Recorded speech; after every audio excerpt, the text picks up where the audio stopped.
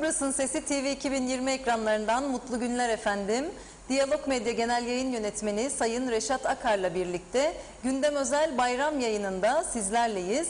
Bugün çifte bayram kutluyoruz. Tüm halkımızın Kurban Bayramı'nı ve 20 Temmuz Barış ve Özgürlük Bayramı'nı kutluyoruz. Ailelerinizle, sevdiklerinizle birlikte sağlıklı, mutlu, nice güzel bayramlar diliyoruz. Barış Harekatı'nın 47. yıl dönümünde şehitlerimizi de saygıyla ve rahmetle anıyoruz. Gazilerimize ve kahraman askerlerimize sağlıklı günler diliyoruz. Bugün öne çıkan gündem başlıklarıyla yine yoğun bir gündemimiz var. Hemen hızlıca onları aktaralım size. Bildiğiniz üzere dünkü yayınımızda da aktarmıştık. Türkiye Cumhuriyeti Cumhurbaşkanı Recep Tayyip Erdoğan dün ülkemize geldi ve mecliste yaptığı konuşmasında külliye müjdesini verdi. Bugünse KKTC Cumhurbaşkanı Ersin Tatar yaptığı açıklamada Maraş'ın bir kısmı önümüzdeki dönemde açılacak dedi ve Cumhurbaşkanı Erdoğan da bu açıklamayı destekledi. Maraş açılırken mülkiyet hakkının korunacağı özellikle vurgulandı. Sayın Erdoğan ülkemizdeki bugünkü programı kapsamında toplu açılışlar yaptı ve Kıbrıs Türk'ünün refah seviyesi her geçen gün yükselecek dedi. Adadaki pandemi sürecine baktığımızda ise Covid-19 ciddi tehdit oluşturmaya devam ediyor. Güney Kıbrıs'ta devlet hastaneleri tamamen dolduğu için özel hastanelerin yönetimi ve koordinasyonu da Sağlık Bakanlığı'na geçti.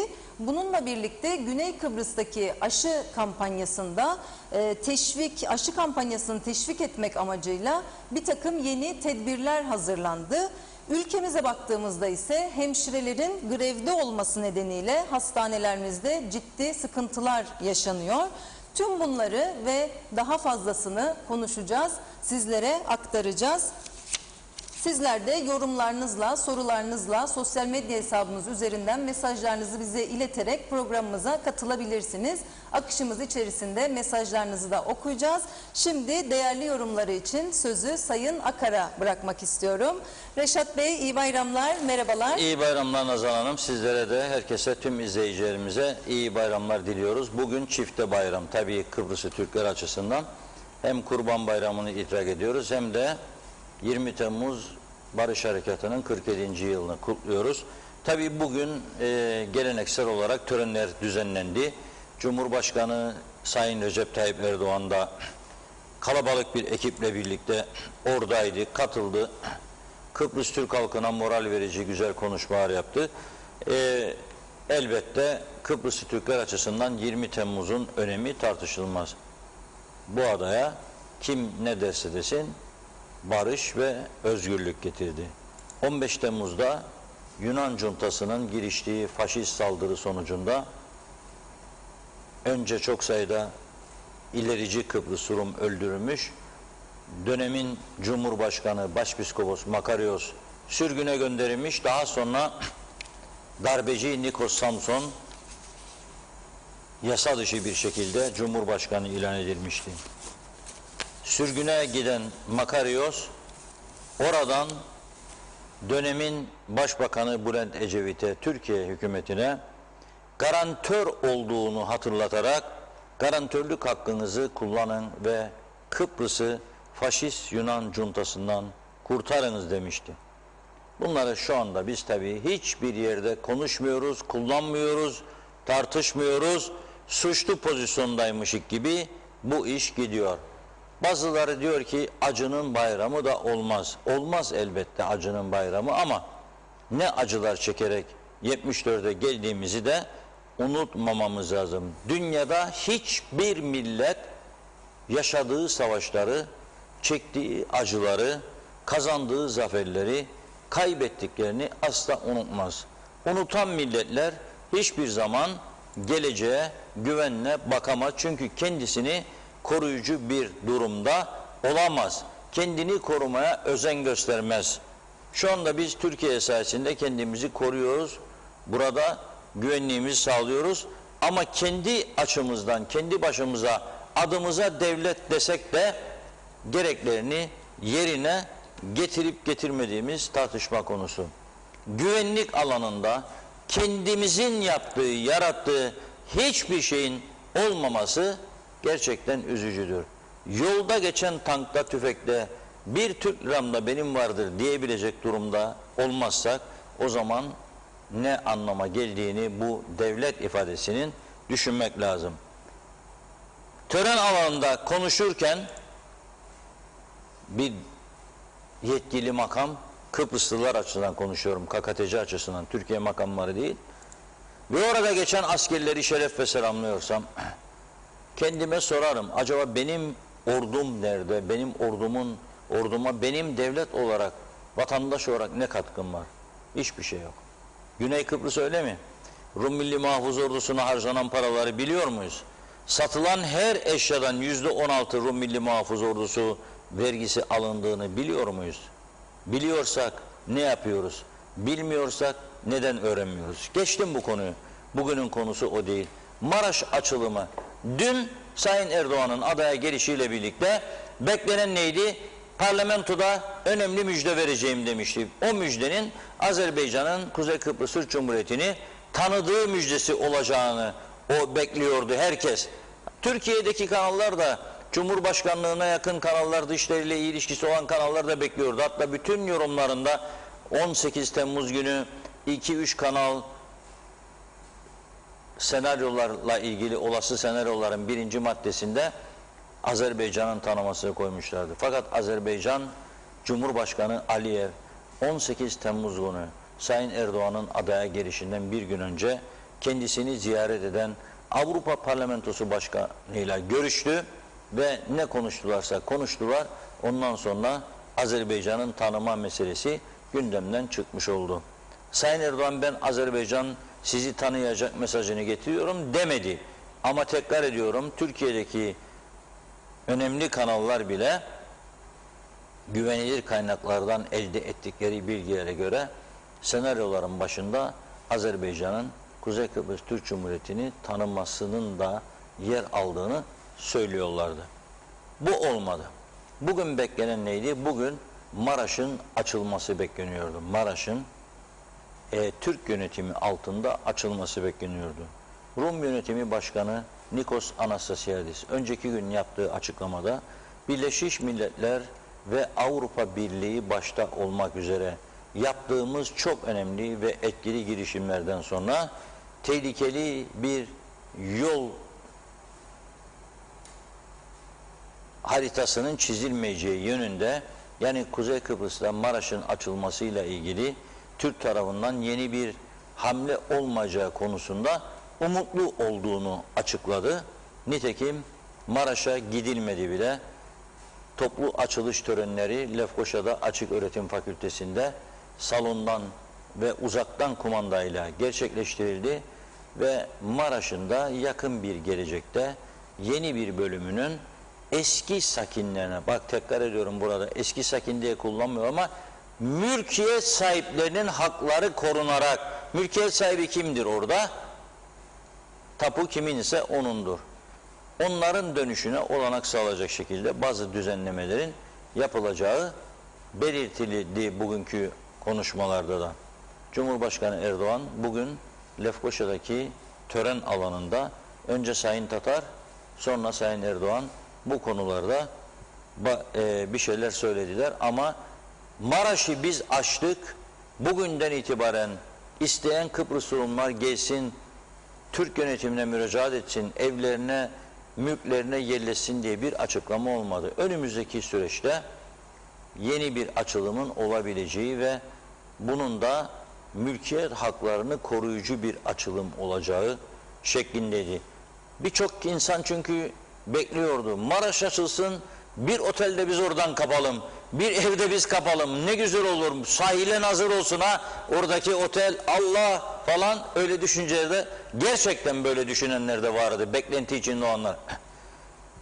Biz burada uzun zamandır bir gerçeği vurguluyoruz. Sadece Maraş değil, adanın herhangi bir yerinde bizim veya onların kullanmakta olduğu mülklerin gerçek sahibi, gerçek tapuyu elinde bulunduran kişidir.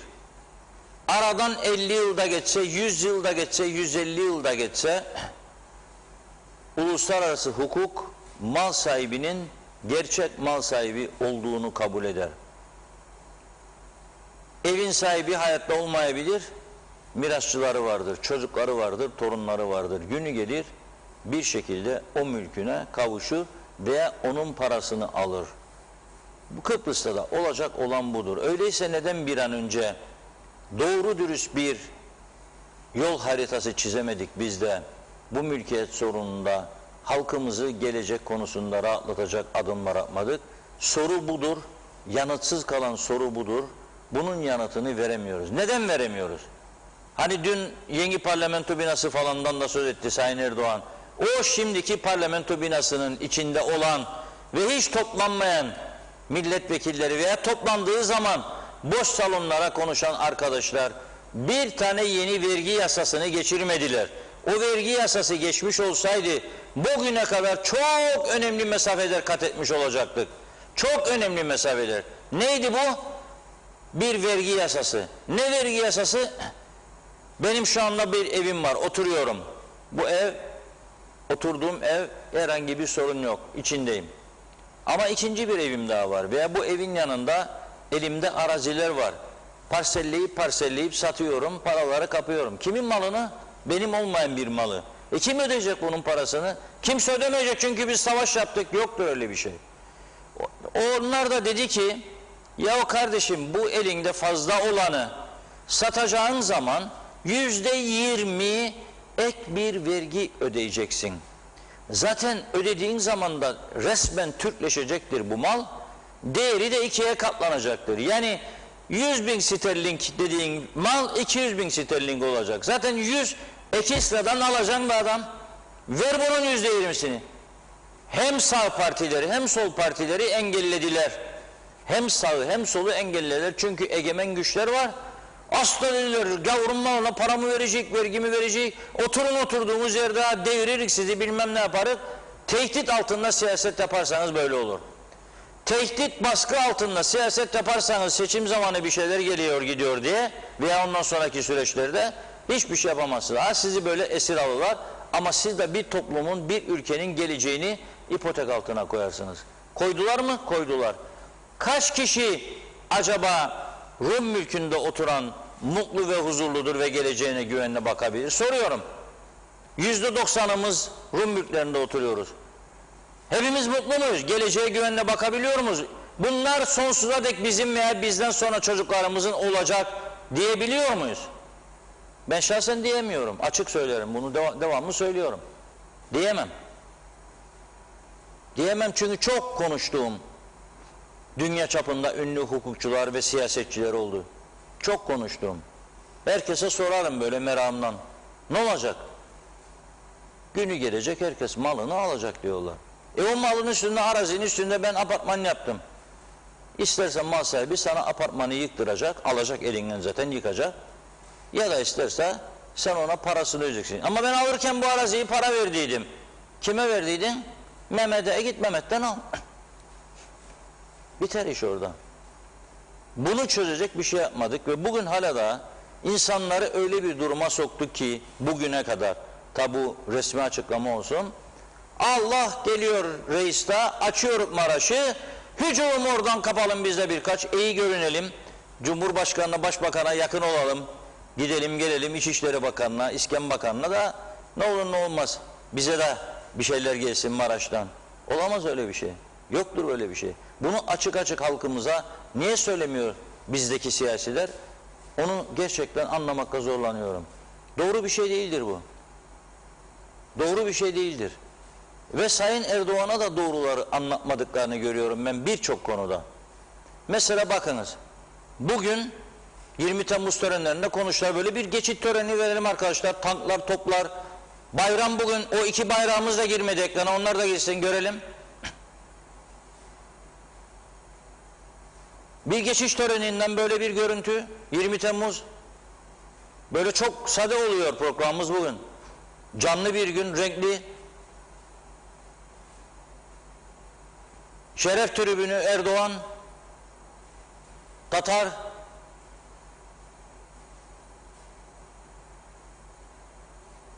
Bekliyorum. Biz konuşurken gelir inşallah görüntüye. Evet, şimdi tören alanında bugün Sayın Tatar önce konuştu. Bir mesaj verdi Maraş'la ilgili. Sonra kim konuştu? Sonra Sayın Erdoğan konuştu. O da verdi. Ondan sonra açılış törenleri vardı.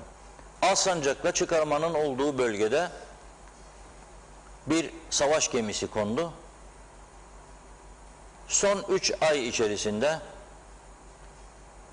orada gemi monte edildi, çevre düzenlemesi yapıldı ve daha önce buradan size geçtiğimiz hafta içerisinde göstermiştik. Ne olmuştu? Geçtiğimiz hafta gösterdik. Dedik ki bir haftanın içinde de, son bir haftanın içerisinde de yeşillendirdiler. Çimenler serildi, suni çimenler geldi, ağaçlar ekildi, büyük boy, küçük boy ağaçlar, çiçekler istenirse yapılıyor. İki şey ister, bir para, iki gönül. Çiçek demek insan sevgisi demektir. Çiçek demek hayatı sevmek demektir. Yeşillik. Bizde öyle bir şey yok. Bizde insanı sevmediğimiz gibi birbirimizin düşmanı olduk bu ülkede. Yeşili de sevmez olduk. Her taraf kuru ot tarlası. Betonlaşma, hiçbir şey yok. Ama bak, Türkiye Cumhurbaşkanı Erdoğan gelecek, orayı açacak diye ki gitmedi de oraya. Bugün 2-3 gündür polisler sabahlara kadar yollarda yol kapatıyorlar. Dolaş babam dolaş, dağdan mağdan yol veriyorlar. Onun önünden geçilmesin diye. Şeref tribünü kurdular. Bir yığın hazırlık yapıldı orada Alsancak'ta. Yeşillendirildi çünkü Sayın Erdoğan yeşilliği seviyor belediye başkanlığından geldiği için. Olmadı, gitmedi ama yatırım yapıldı. Çimenler ekildi. İnşallah sularlar kurutmazlar. İnşallah oraya bakarlar. Belediye mi bakacak, kim bakacak bilmiyorum ama inşallah maşallah diyorum. Birileri bakar, gözüyle değil, gerçek anlamda sular, budamasını yapar, gübrelemesini yapar, bakımını yapar, orası yemyeşil kalır. Çünkü dediğim gibi çok hızlı bir şekilde gerçekleştirdi. Ama öte taraftan tabii oranın yönetimini, çalışmalarını ağırlıklı olarak asker yaptı. Askeri savaş gemisi olduğu için, askerler de Cumhurbaşkanı'nın hassasiyetini bildikleri için projenin içerisine bunları da koydular. Büyükelçilikten de yardım istemiş olabilirler, yeşillendirdiler. Şimdi tabii diğer yollar mollar bizim yönetimimizde.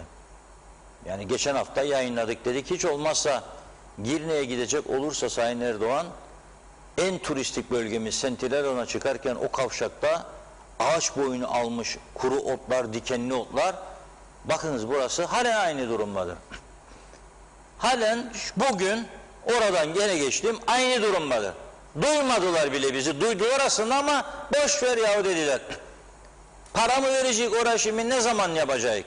Yahu niyet varsa 2 günde o Sentileron kavşağından Lefkoşa'ya kadar bütün Orta Refüji 2 günde 200 tane adam bulursunuz, işsiz çok. Makineleri de götürürler, tertemiz pırıl pırıl olurdu. Zaten o Orta Refüjler için yeni bir proje lazım.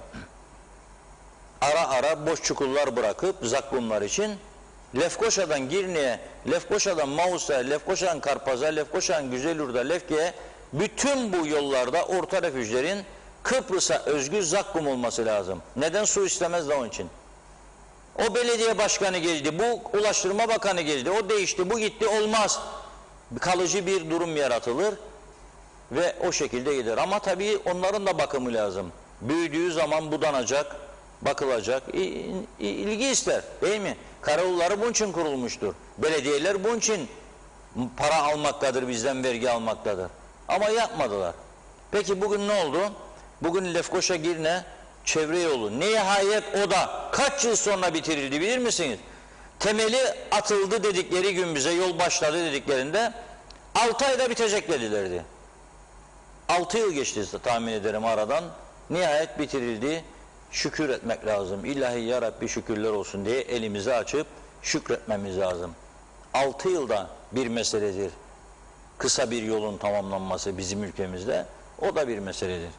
Sayın Erdoğan orada açılışı yaparken gözünden kaçmadı çevre durumu, yolun o kısmını birlikte izleyelim. Bey, şevler, çevre düzenlemesi, bunları henüz tam bitirmediniz galiba. Ben yemyeşil olsun diyorum her taraf. Kıbrıs yeşil. Sayın Cumhurbaşkanım, Kuzey Kıbrıs yemyeşil. Cumhurbaşkanım çok haklısınız. Mevsim itibariyle yapamadık. Kasım ayı itibariyle biz planladık. Programımızda var. İnşallah Kasım ayı itibariyle tamamen yemyeşil olacak bu şevler ve orta refüjler. Hep şahit olun. Kasım ayı itibariyle her taraf yemyeşil olacak. Adil Bey, sen emaneti Resmiye Hanım'a teslim ediyorsun. Resmiye Hanım da arkadan bu işi takip edecek. Tamam. Anlaştık. Kesinlikle Sayın Cumhurbaşkanım. Tamam. Kesinlikle. Makaslar sizde. Bizim zakkum çiçeklerimiz var. Evet. Ne kadar güzel. Sayın O çiçeklerle buraları inşallah donatalım. Makaslar sizde. Kordelen sizde. Bugünün hatırasına bu makasları saklayacaksınız. Hazır mıyız?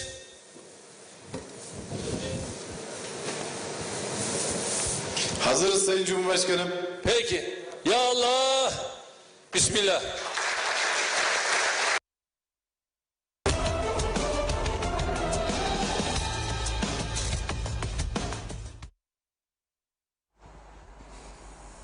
Duyduk değil mi?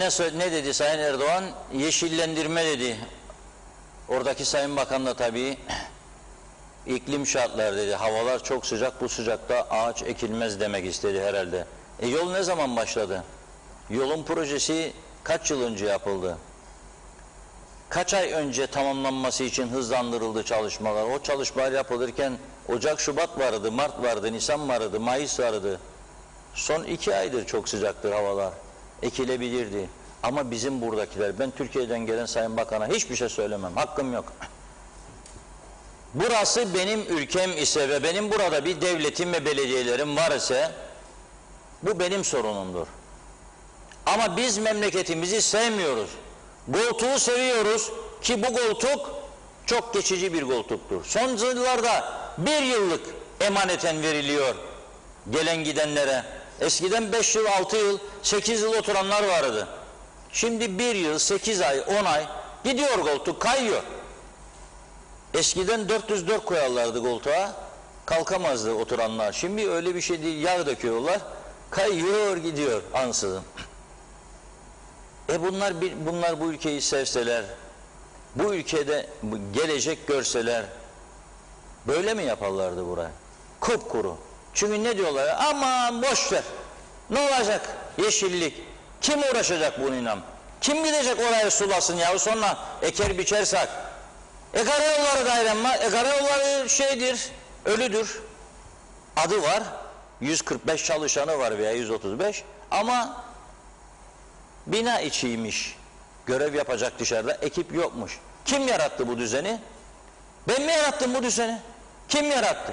Bugün parlamentoda olan kaç parti varsa onlar yarattı. 45 senedir de aynı adamlar orada devam ediyor, aynı parti. Hasan gider, Ahmet gider, Mehmet. İdeoloji meselesi bu, mentalite meselesi. Bir basit konu için mecliste birbirlerini dövmekten zevk alırlar. Fakat memlekete bir yatırım, bir iyilik, bir insanlık görevine geldi mi herkes bir tarafta kaybolur. Çünkü oraları yeşillendirmek kendilerine oy olarak geri dönmez. Ama bir meyhaneye giderlerse 5 kişi 6 kişi yer içer, o 5-6 kişi ve çevresinden oy alacağını düşünür. Saatler harcarlar oralarda. Memleketi de kurtarırlar. Her şeyi yaparlar. İnanmadıkları birçok şeyi söylerler. Bize ait olmayan toprakları vermeye devam ederler. Gençlerin geleceğini çalarlar. Derler ki biz size kırsal kesim arazisi vereceğiz. Yeter ki bize oy verin derler.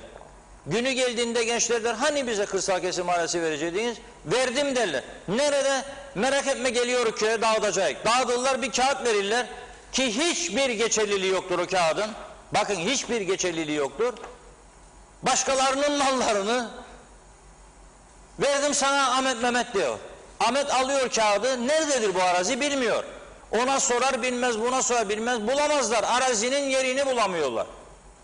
Bulabilenler de der ki bana bunu verdin, bir miktarda para aldın, peki ben buraya nasıl ev yapacağım? Para biriktirip ev yapacağım da evleneceğim der genç. Anne babası der, oğlum der köyden uzaklaşmayın. Gene gün gelir, hastalık olur, iyilik olur, bize bakarsınız der. Veya siz işsiz kalırsınız. Anneciğin 2 tabak fazla yemek koyar, sizi de geçindirir. Dayanışma olur falan filan. Yapalım evimizi derler. Ama eve giden yol yok. Su yok. Kanalizasyon yok. Elektrik yok. Telefon hattı yok. Kim yapacak bunu? Devlet. Devlet bende para yok der. Ne verdin o zaman buna araziyi? Neden toplu konut meselelerini bu ülkede hayata geçirmediniz? 76, 77, 78'li yıllarda bile o zamanki olanaklar çok daha azdı. İnsanlar size yaptılar. Lefkoşa'da Taşkın Köyü başlattı. Rahmetlik Necati Taşkın. Allah rahmet eylesin. Böyle bir günde anma istedi. Anıyoruz onu. Türksen Genel Başkanı Necati Taşkın Taşkınköy sosyal konutlarını başlattı. 70'li yıllarda. Ne oldu? Bugün 2021 yapamaz mıyız biz bunları da? İnsanların geleceğiyle alay ediyoruz. İnsanların onuruyla oynuyoruz. Yok öyle bir şey. Netice itibariyle yol falan yapımı da işte yapıyor Türkiye, veriyor parasını. Diyor artık siz de ilgilenin biraz yeşillendirmesiyle. Sayın Erdoğan orada aslında mesajı bize veriyor. Ama kendi bakanına soruyor. O da diyor iklim koşulları nedeniyle diyor Kasım gibi ekeceğiz, bakacağız.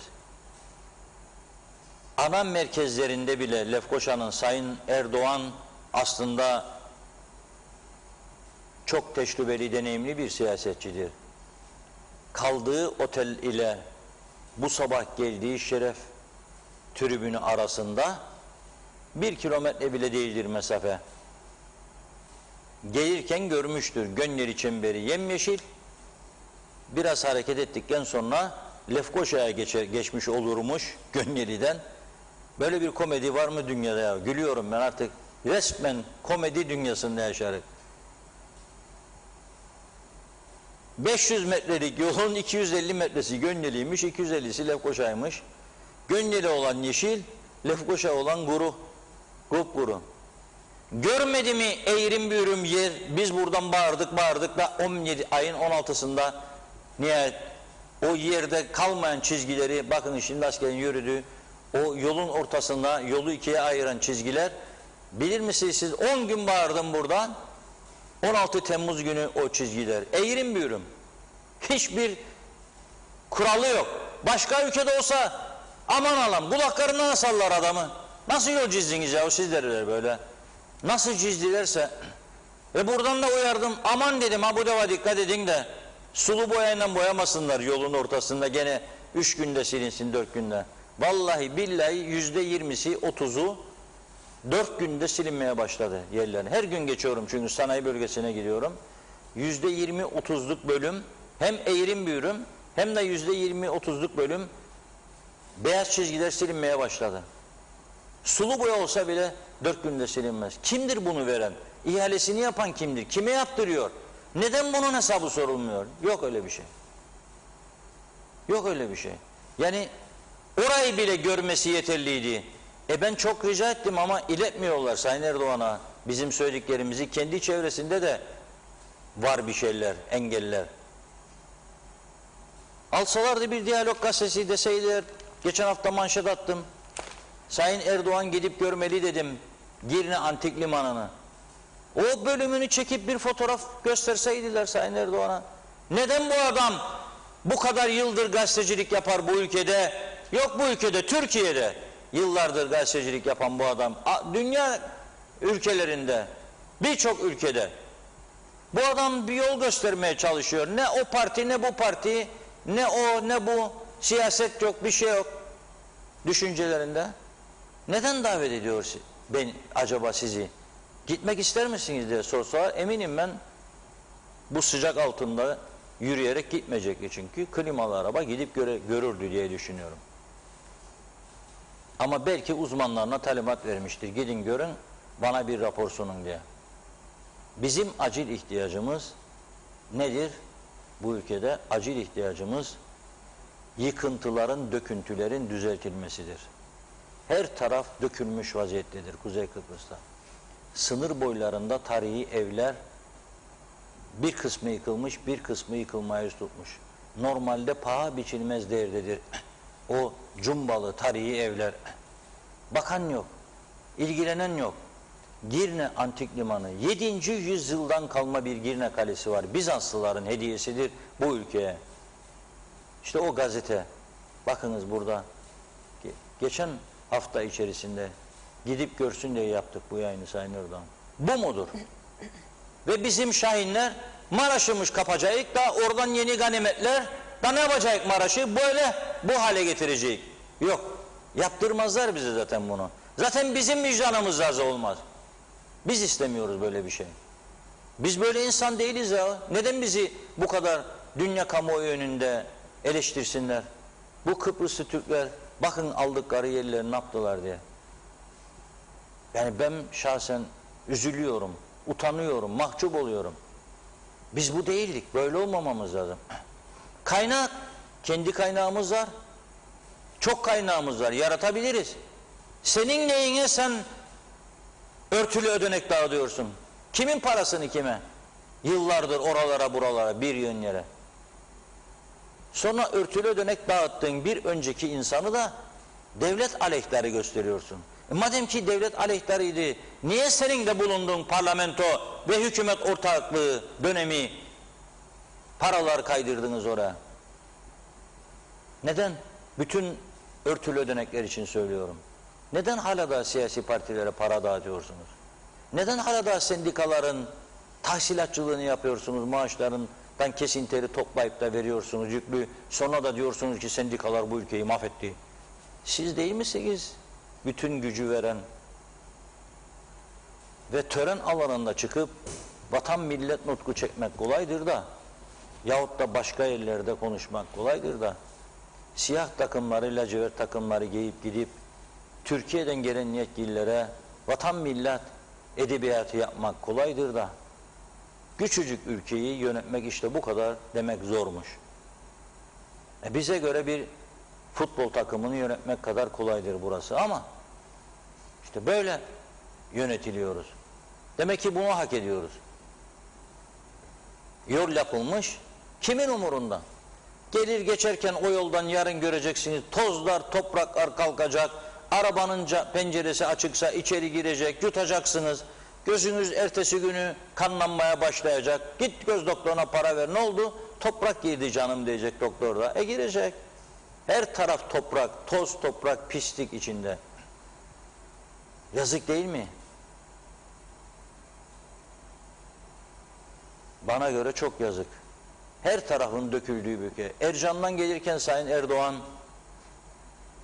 Hasbulat'tan buraya doğru artık Lefkoşa'ya doğru gelirken Hamiköy ışıklarından bu tarafına bir baktı mı orta refüje sağlara sollara nasıldı? Ot var mı? Yeşillik var mı? Herhangi bir çiçek var mı? Hiçbir şey yok. Bizi beton gibi yaşatmaya başladılar. Ve en büyük sıkıntımız da bu. Bakınız insanların insanlara saygısı kalmadıysa, bir insanın bir insana saygısı kalmadıysa, komşular birbirleriyle kavga etmeye başladıysa, birbirlerine kurşun sıkmaya başladıysa, bunun ana sebebi betonlaşmadır. Yeşilden, insanlıktan, her şeyden uzaklaşmanın sonucudur bu. Çıkarcılık menfaat çatışmasına yönelmektir. Devlet, memleket yönetiminin çıkarcılık, menfaatçılık anlayışına göre şekillenmesinin sonucudur bugün bütün yaşadıklarımız. Bu böyle gidebilir mi? İmkansız. İmkansız. Bir yerde bir şeyler olacak. Ama bu şekilde gidemez. Geçelim dünden kalana, çünkü dün doğru dürüst konuşamamıştık. Hemen yayın sonrası girdik. Külliye ve parlamento binası meselesi var. Vatandaşlarımız bana program öncesinde de çok yazanları var. Türkiye'den birçok yayın kuruluşu arıyor, soruyor.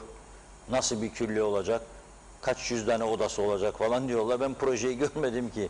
Bunu konuşacağız ama Nazan Hanım çok sayıda mesaj var. Bir kısmını okumaya başlasın uçmadan, sonra o konuya geçelim. Evet, hemen mesajlarınıza başlayalım. Teşekkür ediyoruz ilginizden dolayı. Evet, Gürkan Giritli iyi yayınlar dilemiş. Barış Erfinike, Reşat Bey Maraş'taki mülkiyet hakları korunacak, adanın diğer yerleri ne olacak diye sormuş. Şifa Sayman iyi bayramlar diliyor. Cengiz Refikoğulları iyi yayınlar, iyi bayramlar demiş. Teşekkür ediyoruz. Cihangir Özyer, gerçekçi ve vatansever Reşat Akar demiş. Ümit Mustafa, hayırlı bayramlar dileğiyle tüm Diyalog TV personelinin bayramını canı gönülden kutlar. Sizlere Kıbrıs'ın dünyanın en iyi medya kuruluşu olduğunuz için teşekkür ederim. Reşat abi hayırlı yayınlar dilerim. Türkiye Cumhurbaşkanımıza sonsuz teşekkür ederim verdiği emek ve müjdeler için. Hayırlı bayramlar tüm İslam alemine demiş. Natalya Dede iyi bayramlar, iyi yayınlar diliyor. Erol Topçu hayırlı yayınlar demiş. Aydoğan Yılmaz hayırlı yayınlar, hayırlı bayramlar dilerim Reşat Bey. Senin de eleştirilerine çok güveniyorum. Dürüst bir yayıncısın. Seni kutluyorum. Tebrikler demiş. Gürkan Giritli aşılar daha hızlı yapılmalıdır diye yorum yapmış. Mehmet Şenler iyi yayınlar diliyor. Kıbrıs Türk Atatürkçü Hareket Derneği Genel Başkanı Arın Taşarkan ve Genel Sekreteri Hasan Kasap Yönetim Kurulu 20 Temmuz Kıbrıs Barış ve Özgürlük Bayramı'nın 47. yılı kutlu olsun demiş. Gürkan Giritli gelecek için umutluyum, Maraş açılımı devam edecek diyor. Salih Mullalı iyi bayramlar, iyi tatiller dilemiş. Gürkan Giritli 500 yataklı hastane ne zaman yapılacak bilen var mı diye soruyor. İsmet Ezel vergi cız diye yorum yapmış. Gürkan Giritli vergi sistemi değişecek yeni yasama döneminde diye yazmış. Cemre Yorgancıoğlu bugün bizim de konuşacağımız maddelerle ilgili bir bilgi aktarıyor. Onkoloji hastaları hastanede perişan, insanlar acılar içinde kıvranıyor. Ne doktor var ne hemşire, bu kadar ucuz mu insan canı diye soruyor. Bu toplum ne zaman böyle oldu demiş. Mehmet İnancı, hoş vakitler değerli dostlarım, hayırlı yayınlar, mutlu bayramlar dilerim demiş. Serkan Atayler, Cumhurbaşkanı Erdoğan KKTC'ye gelmeden bir gün önce 18 Temmuz'da Avrupa Birliği Konseyi Başkanı Charles Michel Azerbaycan'a giderek İlhan Aliyev'e ziyarette bulundu. Avrupa Birliği ve Azerbaycan ilişkileri konuşulmuş. Benim inancım AB orada Azerbaycan'dan KKTC'yi tanımamasını tavsiye etti diye düşünüyorum diye yorum yapmış. Nilgün Şah iyi bayramlar diliyor. Güzin Atik iyi bayramlar. Çok iş yapıyorlar da yeni parlamento binası yapacaklar. İş yapmaya niyetleri olsa Baraka'da da iş yapılır diye yorum yapmış. Mehmet İnancı tebriklerini gönderiyor bize. Gürkan Giritli Lefkoşa'daki trafo merkezi temizlendi mi diye soruyor. Mehmet İnancı, Reşat Bey herkes rehaveti seviyor. Gel keyfim gel, rahatçılık var millet olarak bizlerde demiş. Ve yeşillendirme görevi Resmiye Hanım'a geçti. Hadi hayırlısı diyelim ve yeşillenelim diye yorum yapmış. Ve İsmet Ezel Kasım'a 4 ay kaldı demiş. Hasan Yalınca, Kıbrıs'ta kalıcı bir çözüm olmadıktan sonra, uluslararası hukukun içine girmedikten sonra tüm bu saydığınız olumsuzluklar düzelmez. Sizin ömrünüz bunları dile getirmekle geçti. Torununuzunki de böyle geçer diye yorumlamış. Mustafa Özcan, külliyen hayırlı bayramlar dilemiş. Teşekkür ediyoruz. Ahmet Bozok, Reşat Bey sizin gibi güzel düşünen az bu ülkede. Fikirleriniz çok iyi bu ülke için diye yorum yapmış. Teşekkür ediyoruz. Aydoğan Yılmaz, süpersin Reşat Bey. Dediniz ya yolların orta refüjü her bölgenin belediyesi var. Onlar uygulasınlar demiş. Fez Akkoyunlu ne Maraş açılımı ne KKTC'nin tanıtılması konuşuldu. Meğer müjde beton saray müjdesiymiş, şaka gibi diyor. Ali Bayram Korkmaz, çok güzel konuşuyorsunuz Sayın Akar, haklısınız diyor. İsmet Ezel, 70'li yıllarda Mausa Kopbank Baykal evleri yapılırken önce yol ve kaldırım yapılmıştı. Sonra inşaat başlamıştı diyor. Mustafa Özcan, müjdeli haber Nikos'u çok mutlu etti, orası kesin diye yorumlamış. Nilüfer Canova, Mausa Boğaz Anayolu'nun içerisindeki bariyerlerde ağaçlar bitti. Belediye de ağaç olacak şekilde budadı. Ben dünyanın hiçbir yerinde bariyerler içinde koskocaman ağaçlar görmedim. Bu konuda da bir ilkiz diye yazmış. Salih Mullalı, değişen hiçbir şey olmadı. Lale devrine devam, her yer güllük gülistanlık maşallah demiş.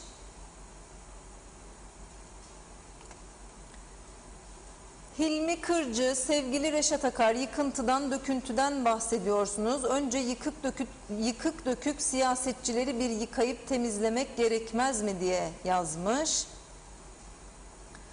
Emine Özatila, iyi yayınlar, hayırlı bayramlar diliyor.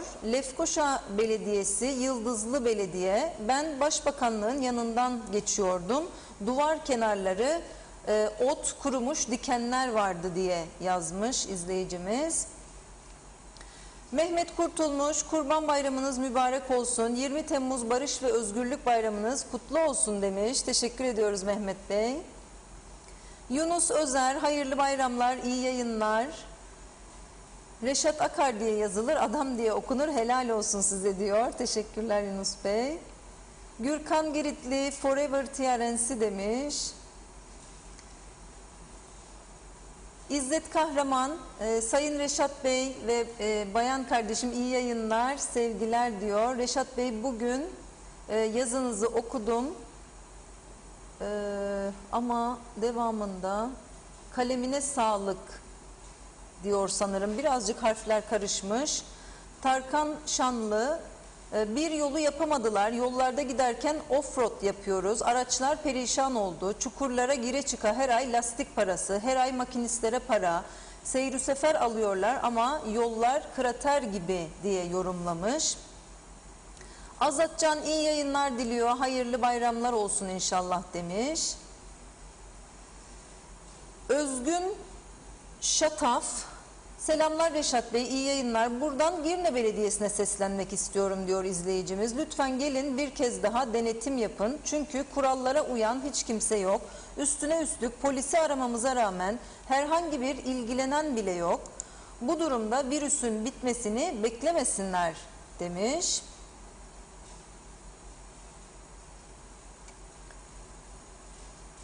Hızlıca devam ediyorum.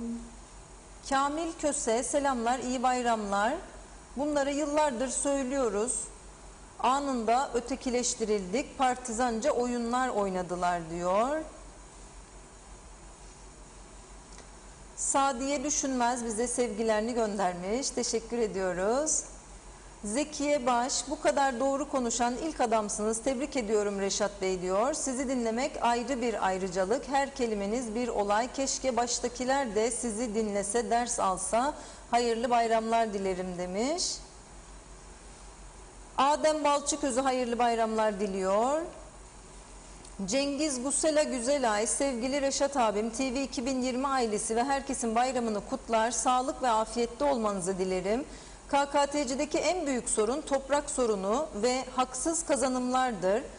Hakkaniyetçesine yapılan hiçbir işimiz yoktur neredeyse. Sadece toprak konusuna değinmek istiyorum. Adına eşdeğer denilen bir yasa ile hiçbir hakka sahip olmayanlar, göçmen olmayan veya 10 tane zeytin ağacı bırakanların, onlarca dönüm deniz sahilleri alanlar, doğruları dile getirenleri de hain ilan ederek bugünlere getirildik. Şimdi Tuzla Larnaka'dan tarihi evlerin resmini atıyorum. Resmini atıyorum size demiş. Zeka Uçer, iyi yayınlar, hayırlı bayramlar, selamlar Londra'dan diyor. Bizler de Londra'ya selamlarımızı, sevgilerimizi iletiyoruz. İyi bayramlar. Mustafa Aşman, iyi bayramlar, iyi yayınlar diliyor. Canan Hassan, mutlu bayramlar. Saray yerine fabrikalar açılsın, daha iyi olmaz mı diye soruyor. Tarkan Şanlı, Erdoğan gelince el pençe divan, halkın karşısında aslan kesilirler diye yorumlamış.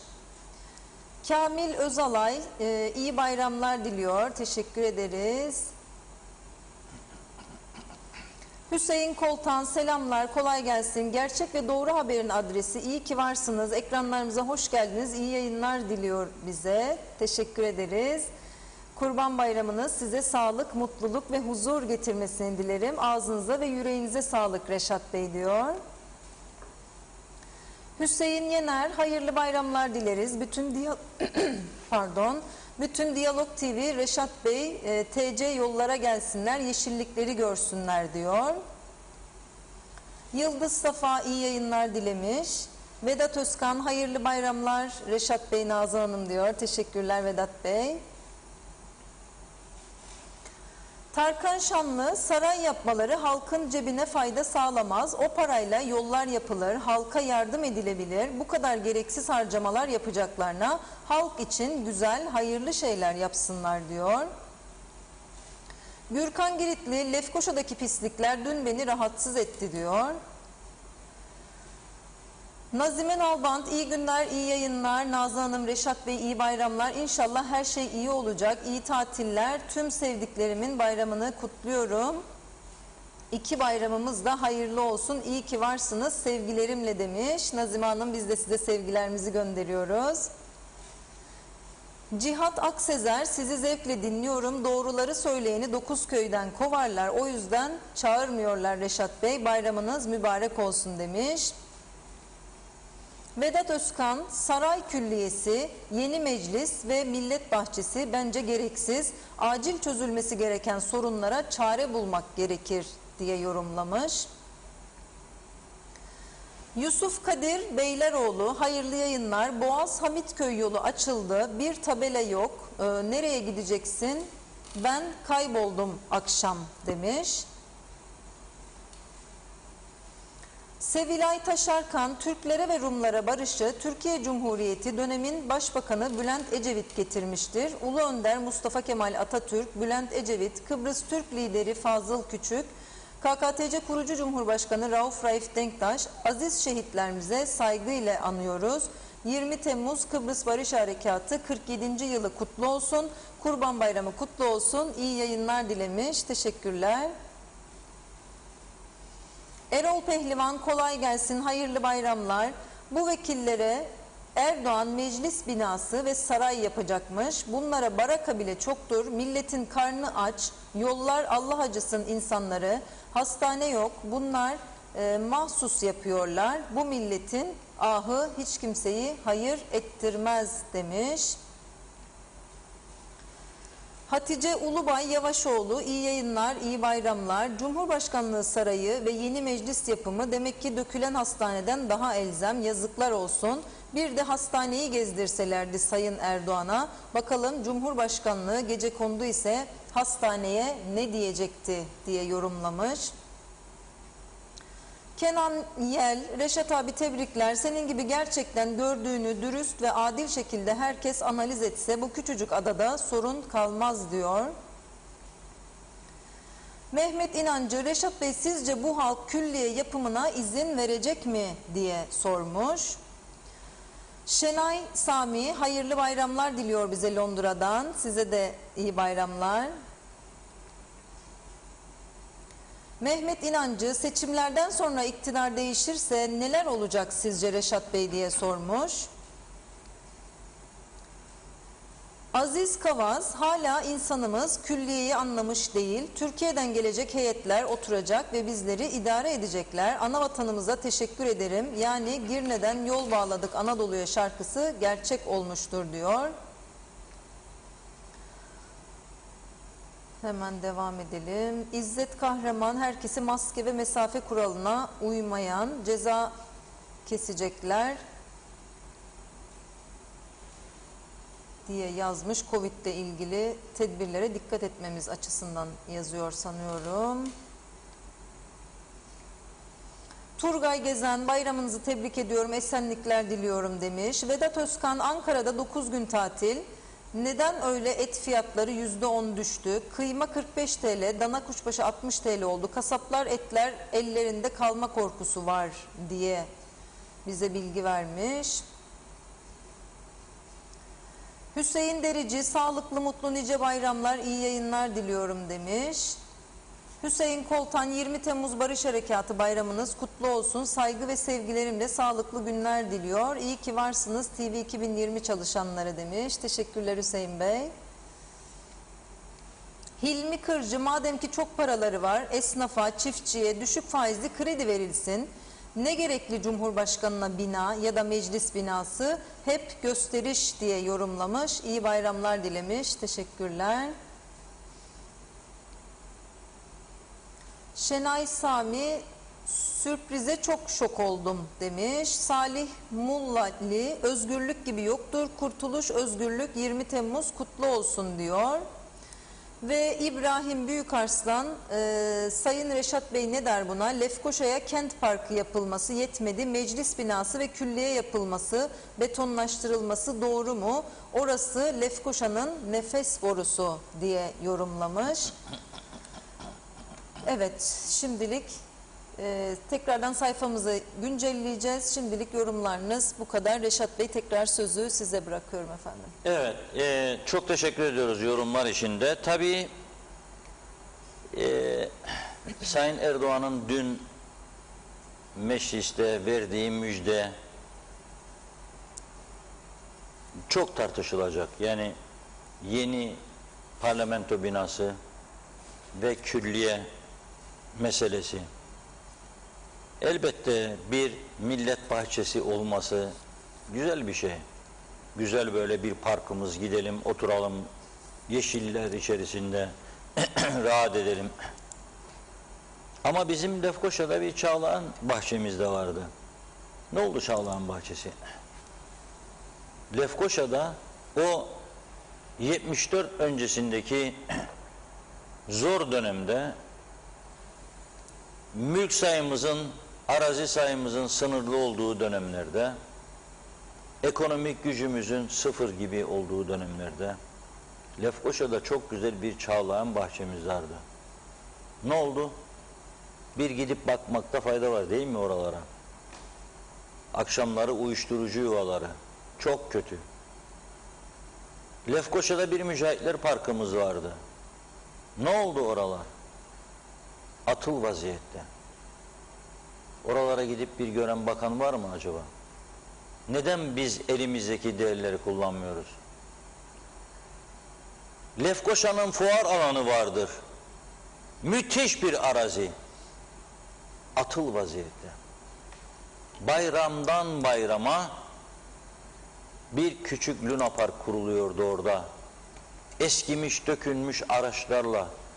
Ona bile muhtaç ettik çocuklarımızı. Bir çarpışan otolara girsinler, bir uçaklara binip dolaşsınlar. Korka korka koyduk çocuklarımızı onların içine. Aman havada koparsa diye. Çok eski. Senede 2 kez kuruluyordu. Pandemi nedeniyle onlar da kurulmadı. Bir Luna Park'a hasret bıraktık çocuklarımızı. Umudumu kesme yurdumdan. Nasıl kesmeyeceğim umudumu yurdumdan? Benim yetiştirdiğim çocuk bir Luna Park'a hasret büyürse ondan nasıl fazla şey bekleyeceğim gelecekte? Evet, bir millet bahçesine ihtiyaç var ama çok bahçe var atıl durumda. Yenisini yaparsak o da atıl kalacak. Hiç şüpheniz olmasın. Bir Cumhurbaşkanlığı sarayımız var. Tarihi bir yer. Doktor Fazıl Küçük bu toplumun mücadele önderi. O sarayda oturdu. Rauf Denktaş devletin kurucusu. Yıllarca o sarayda oturdu. İşte o saray, bu saray. Ve çok önemli ve ince bir nokta var burada. Bunu Sayın Erdoğan'a neden söylemedi acaba diye merak ederim bizdeki yetkililer. Şimdi bu bina 74 öncesi Türk binası olduğu için orada Güney Kıbrıs'taki bütün yabancı büyükelçiler buraya geliyor ve Cumhurbaşkanlığı binasında, sarayında her kim varsa onu ziyaret ediyor Kıbrıs Türk toplumunun lideri olarak. Çünkü Türk mülkü olduğu için. 74 sonrasında Rum yönetiminin baskısıyla tüm yabancı elçiler Rum mülkü üzerinde inşa edilmiş binalara gitmiyorlar, otellere gitmiyorlar, restoranlara gitmiyorlar. Siyasi partilerin binası Rum mülkü üzerindeyse gitmiyorlar. Cumhurbaşkanlığı sarayına bizim geliyorsa Amerikan Büyükelçisi, İngiliz Yüksek Komiseri, Avustralya Büyükelçisi, Fransa Büyükelçisi, İtalya Büyükelçisi, bunlar Türk malı olduğu için burası. Şimdi Metehan bölgesi sınır bölgemiz. Araçlı geçiş yaptığımız bölge. Çözüm olmadığı sürece askeri açıdan da son derece önemli ve kritik bir yerdir orası. Son derece. Bugünkü komutanlarla konuşmadım ama daha önceki komutanlarla çok konuştum Metehan'ın önemini ve Derinya'nın önemini. Girmeyeceğim o konulara. Günü geldiğinde konuşulur.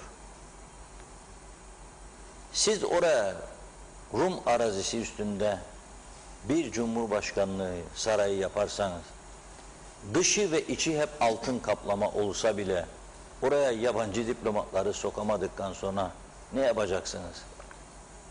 Bizim dernekleri kabul ederek onlara mı göstereceksiniz altın kaplamayı? Ve bizim derneklerin yöneticileri oraya geldiği zaman çıkarken, mesela Maraş Kültür Derneği geldi size, adamlar dışkı kokusu içinde yatıyor, kanalizasyon yok, bir televizyon programı yaptık orada, ölüyordum ben o gece, resmen ölüyordum. Kaç tane kağıt bulduysam sağdan soldan habire kolonya döktürüp burnumu kapatıyordum. Oturulacak gibi değil. Dışkı kokusu, dışkının üstünde oturuyorsun. Her taraf öyle. Kanalizasyon yok. Adamlara bunu götürmedik biz. Ve bu Maraşlı adam geldiğinde saraya her taraf altın kaplama olsa bile ne diyecek çıkarken ziyaretten? Biz diyecek neyin üstünde oturuyoruz? Buraya giren adam neyin üstünde oturur? Bana deseler ki sen gel bu sarayın içinde otur. Eğer o pozisyonda olsam girer miyim hiç? Sayın Cumhurbaşkanı Erdoğan'a niye söylemiyorlar bunları? Bizim aciliyetimiz külliye değil, bizim aciliyetimiz yeni parlamento binası değil. Bu parlamento binasındaki arkadaşların haftanın 2 günü zor toplandığını, bu kadar ağır ekonomik kriz içerisindeyken memleket 3 ay tatile çıktıklarını, bu arkadaşlar kendi kendilerine konuşma yaptıklarında bu mecliste salonda 3 kişinin, 1 kişinin, 5 kişinin bulunduğunu niye söylemiyorlar Sayın Erdoğan'a? Teşekkür ederiz bizi düşündüğünüz için, bize en iyisini ana olarak layık görüyorsunuz ama bunlar bile bize bol, fazla. Bu pantolonun paçası bize bol Sayın Erdoğan, bunlar bile bize fazla. Ben daha önce bu külliye müjdesini vereceğini bilmiyordum Sayın Erdoğan'ın. Dedim ki yetkim olsa mevcut parlamento binasını 2'ye bölerdim, yarısı yeter. Milletvekili sayısı da 50 çok 30 olur İnşallah demiştim. Ayrıca bu parlamento binası zamanında tütün fabrikasıydı. Dianellos tütün fabrikası. Yunanistan'dan gelen zengin bir iş adamının yönettiği bir fabrikaydı. Oğlu Konstantinos Damtas hayatta Güney Kıbrıs'ta önemli bir şirketin başında. Kapılar açıldıktan sonra çok geçti. Kuzeyde çok mülkü olan insanlar. Letra Palas barikatının karşısında offshore banka olan sarı taşlı bir bina var, bir ev var. Tarihi bir ev. O evde doğdu bu adam, bu Dianellos. Orada oturuyordu fabrikanın sahibi ve bu oğlu şimdi hayatta olan Konstantinos Damtas da o evde dünyaya geldi. Bende anısı çoktur bu evin dedi. 2004 yılında tanıştım. Binanın önünden geçerken satar mısın dedim burayı isteseler senden. Satarım tabii dedi. Ne isten? Dedi 2 milyon euro rahat isteyeceğim dedi. 2 milyon euro. Külliye yapacağımıza verelim 2 milyon eurosunu Konstantinos Damtas'ın. Belki şimdi 4 yapmıştır bilmiyorum.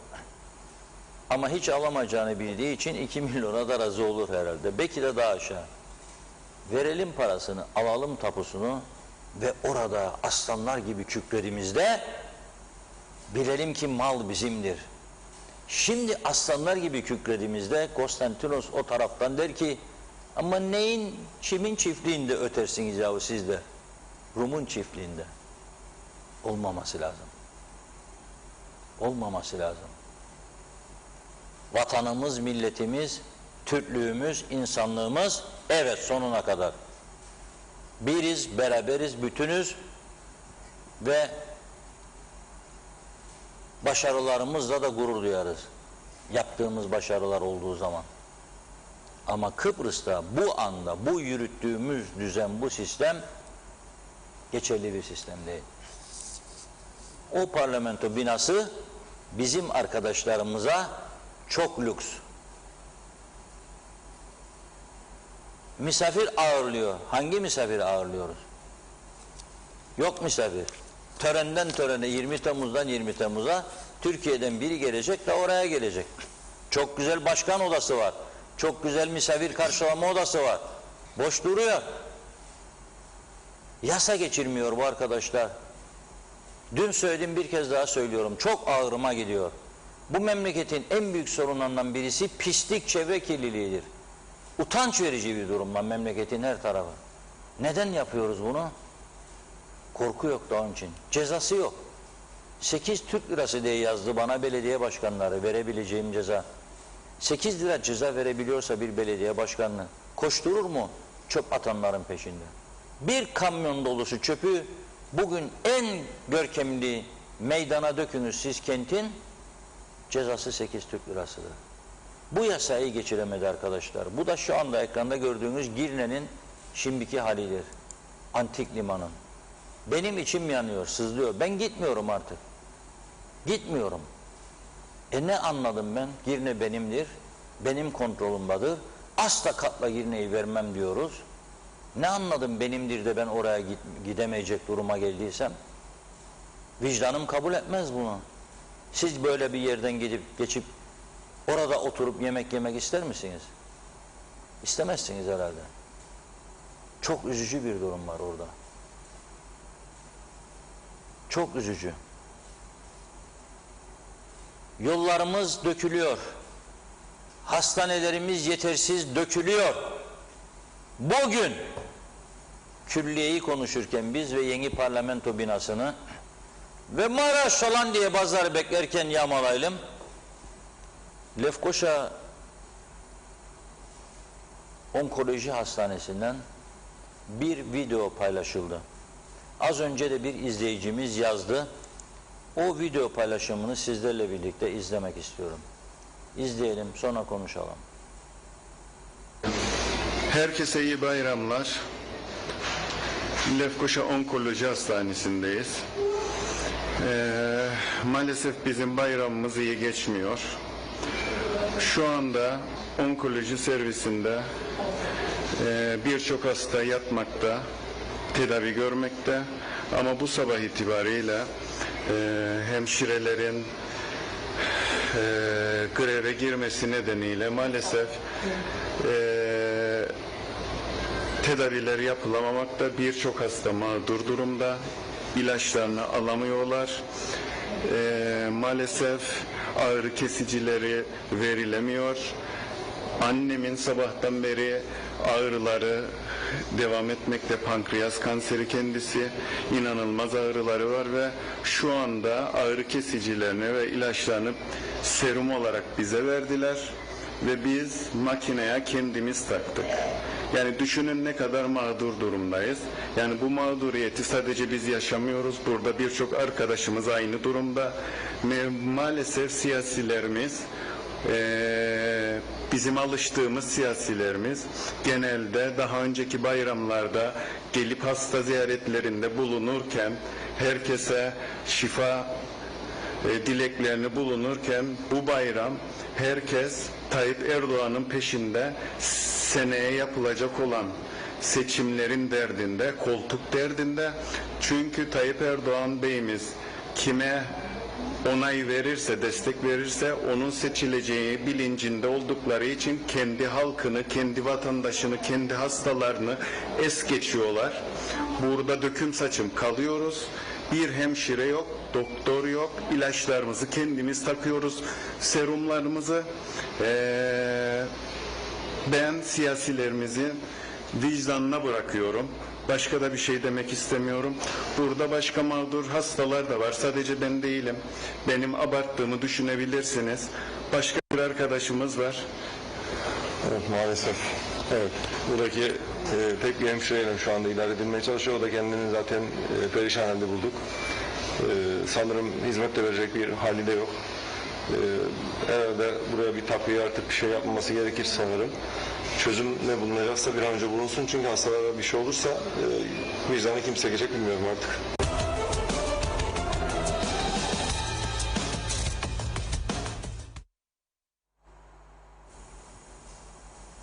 Evet.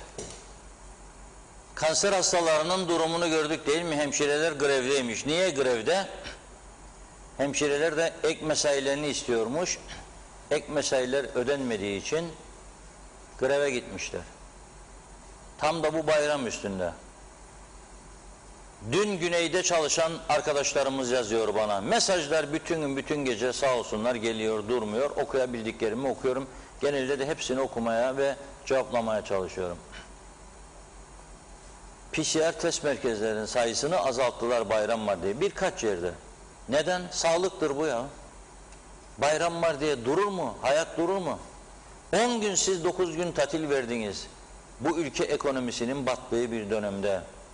Bu sağlıktır. Ve bakınız kanser hastaları orada inliyor. Biz kanser hastalarına vatan millet nutku çekiyoruz. Bütün insanlara. Memleketin her tarafı sorunlu. Geçen gün Bülent Dizdarlı Bey sabahleyin bir mesaj göndermişti bana. İnternet sağlayıcı şirketin elektriğini kestiler ve biz burada hastalara aşılarını yapamıyoruz. Çünkü kayıt yapacaklar. Bilgisayarın çalışması lazım. Yapamıyoruz diye. Hastalar camları indirmek istemişler. Ama orası devletin değil, bir özel şirket sırf yardımcı olsun diye o binayı tahsis etmiş. Bülent Dizdarlı ve arkadaşları emekli çıkmış doktor ve hemşireler sırf yardım olsun diye gönüllü bedava oraya gitmişler. Siz onun için hastaneleri hala daha düzeltemediniz. Sağlıkta, eğitimde tam gün uygulamasına geçemediniz.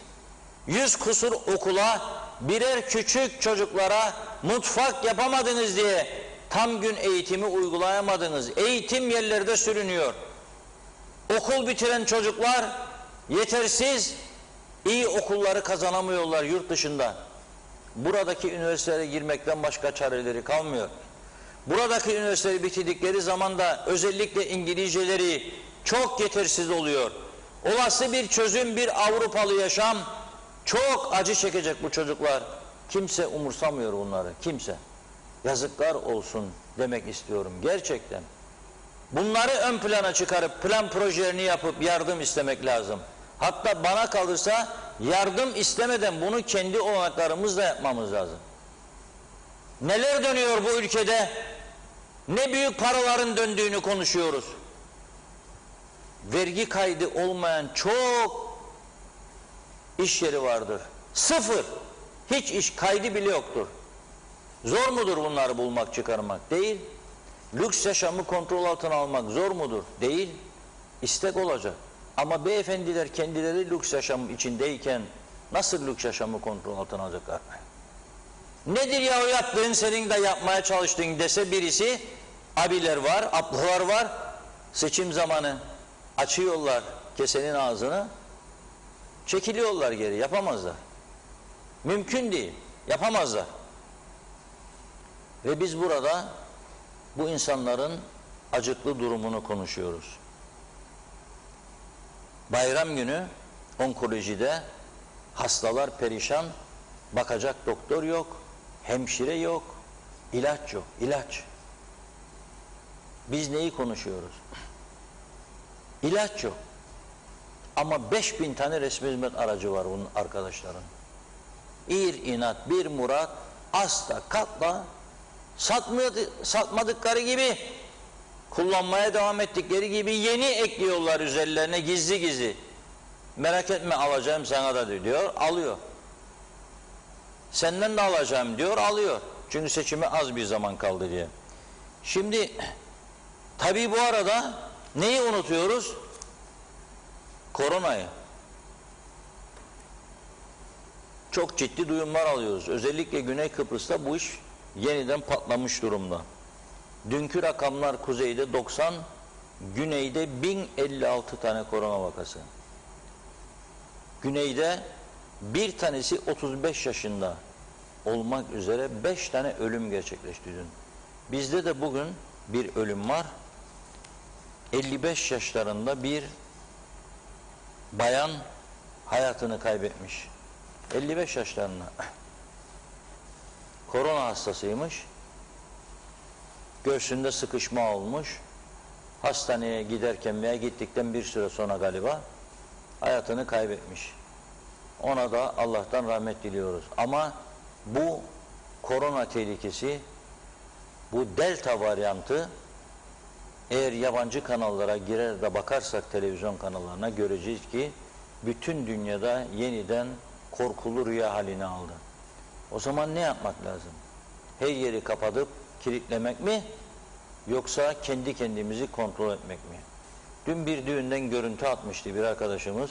Gördüm ama bunun gibi yüzlerce dün her sosyal medyada zaten çekinmeden paylaşıyorlar da. Görüyorum. Varsa o dün böyle kenara verebiliriz, ekran kenarına. Önceki gün Sezgin Bey'e vermiştim. Paylaşıyorlar.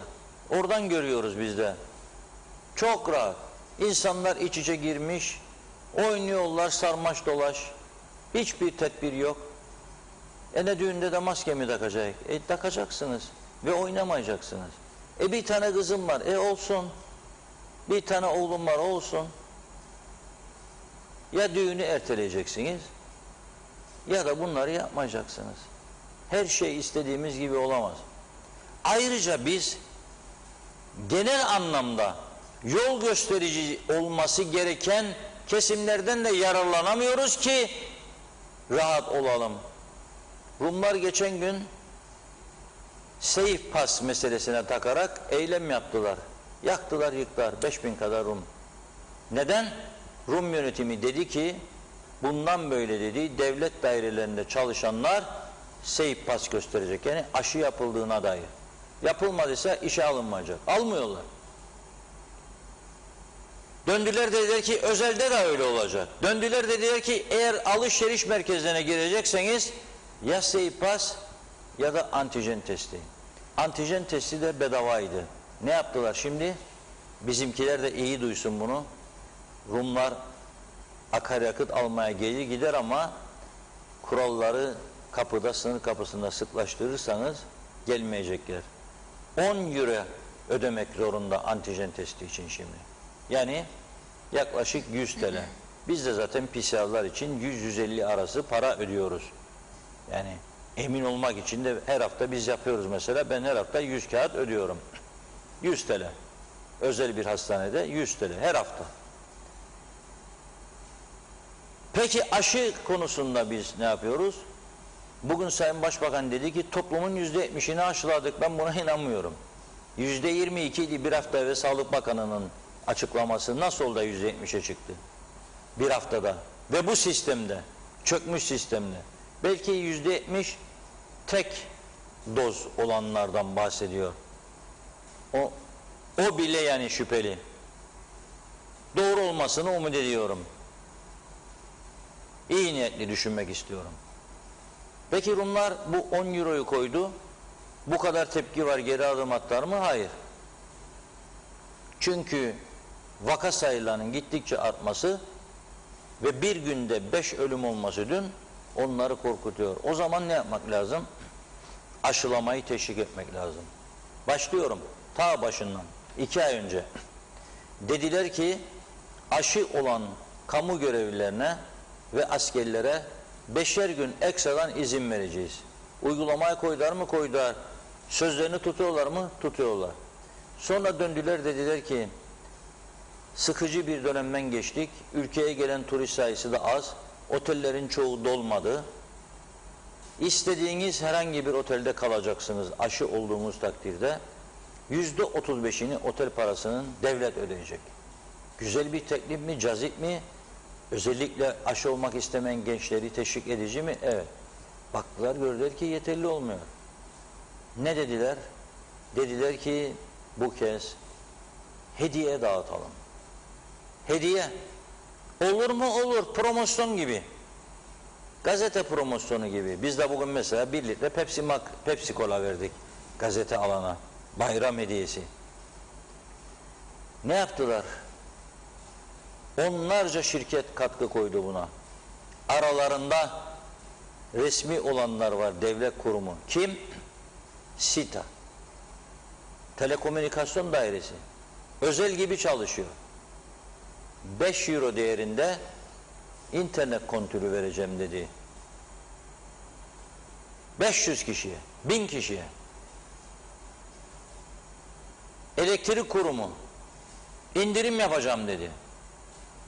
Sadece bu ikisiyle olmaz ama çok sayıda özel şirket, aralarında bayanların Rum tarafına geçen bayanların çok ilgi gösterdiği Zara da var. Binlerce kişiye hediye kuponu, 50 euro, 20 euro, 15 euro hediye kuponu. Aşımı oldum. İşte sen açıkladıktan sonra, bugün açıklama tarihinden sonra hadi bakalım ver indirim kuponumu. İndirim kuponunu alır. Bizim Kuzey Kıbrıs'ta bu kadar yağlı bağlı şirketler var. Bir tanesini duyduk mu bugüne kadar? Şunu yapalım biz de ülkemiz için. Defalarca ticaret odasına, sanayi odasına, diğerlerine çağrı yaptım buradan. Beklemeyiniz, bu yönetim anlayışıyla bu sorunu, bu ağır krizi atlatamayacağız. Çok daha kötüsü gelecek.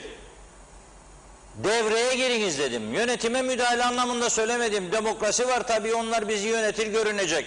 Bakan bakmayan görünecek. Mercedes'in arka koltuğa otursun ama siz görev isteyin, görev üstlenin. Nasıl hastaneyi zorladılar, açtılar. Özyalçın bakım evi, hastane evi, aşı merkezi ve doktorlar gidiyor. Zorlayın. Siz ticaret odası olarak her ilçede 3'er tane, 4'er tane size bağlı üyelerin fazla mülkleri var elinde, yüzlerce. Buraları da yaptık.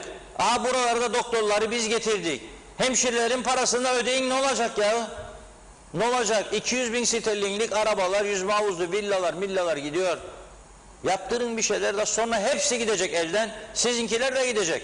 Zannetmeyin ki sefası devam edecek bu düzenin. Olmayacak. Gözle görülen köy kılavuz istemez. Olmayacak. Eğer bu şekilde gidersek olmayacak.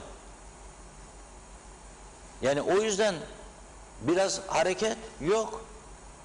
Bekliyordum ben, Sayın Erdoğan geldi. Bazıları eleştirdi. Ben eleştirmedim. Ercan Havaalanı'ndan otobüse bindi. Aldı yanına bizim Cumhurbaşkanı da.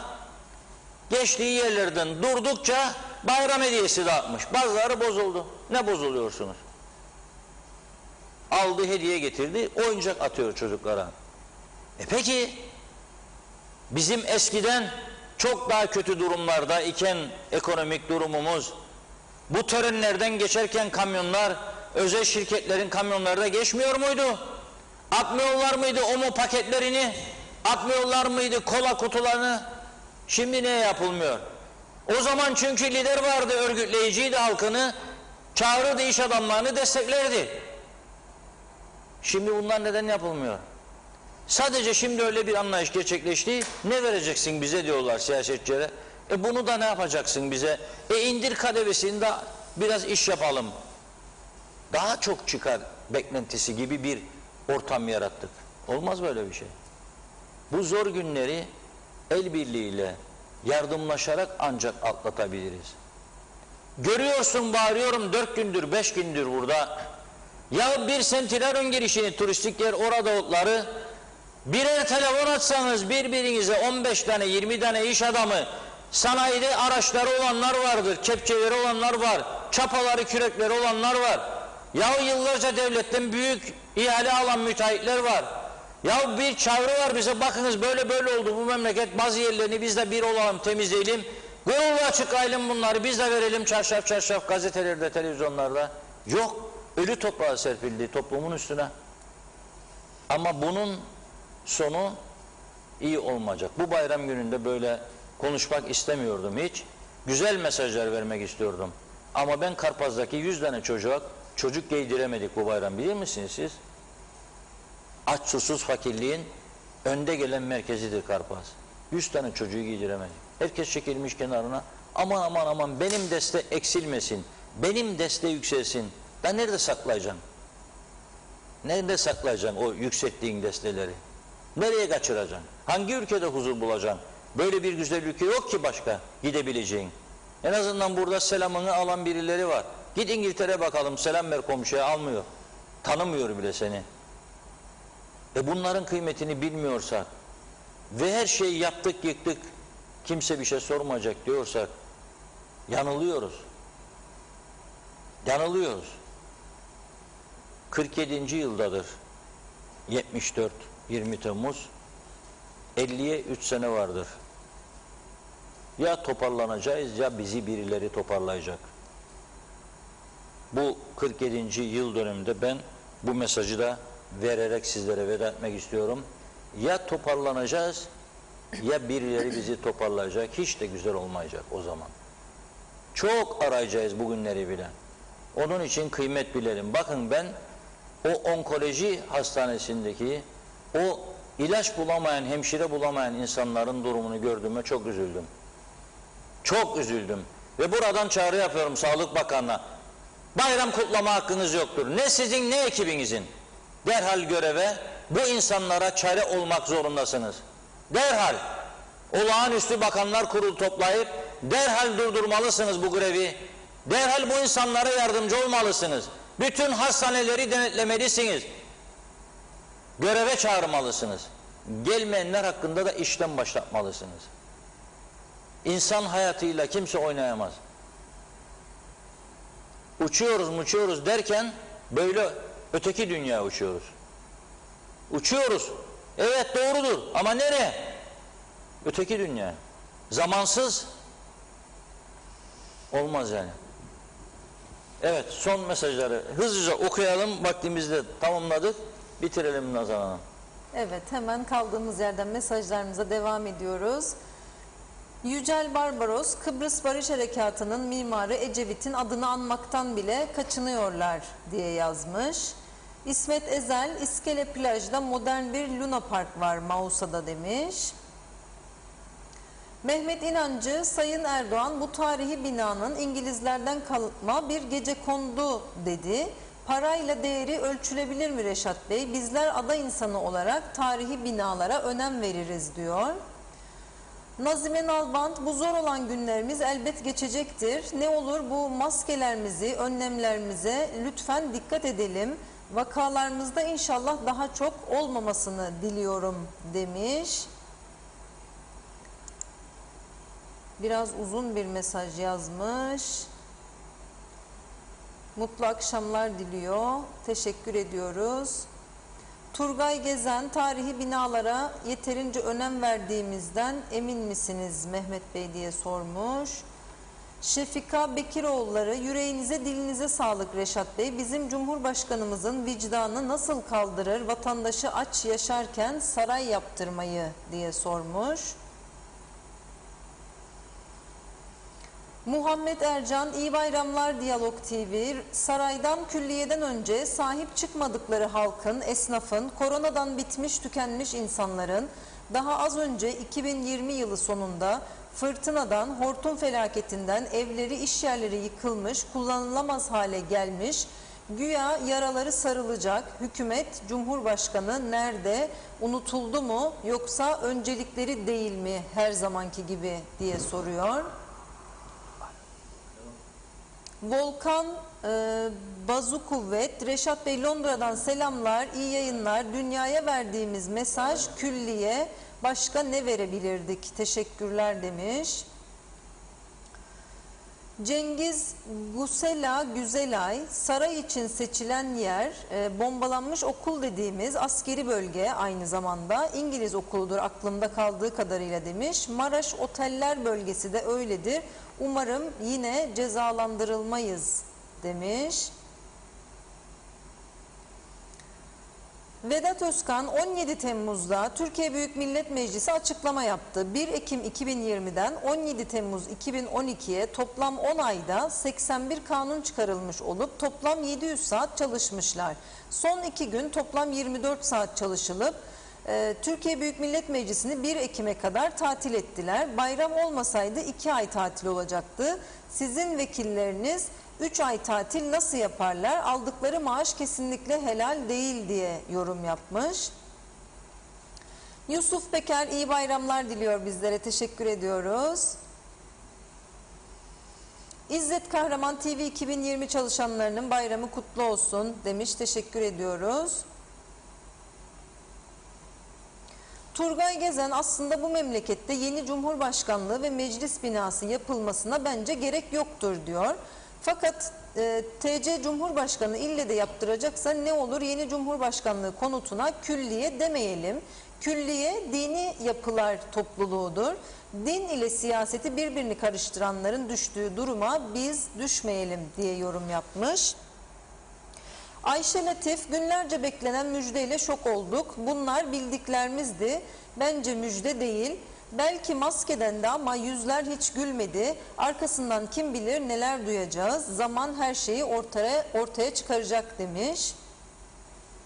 Osman Demir, Maraş için Rum'un ekmeğine yağ sürmeye gerek yok. Geçmişi unutmayalım. Bu topraklar kan ile yoğruldu. O kadar basit değil. Her şey Maraş'ı verdiğine göre Erdoğan Eylül'de AB'ye de gireriz diye düşünüyorum.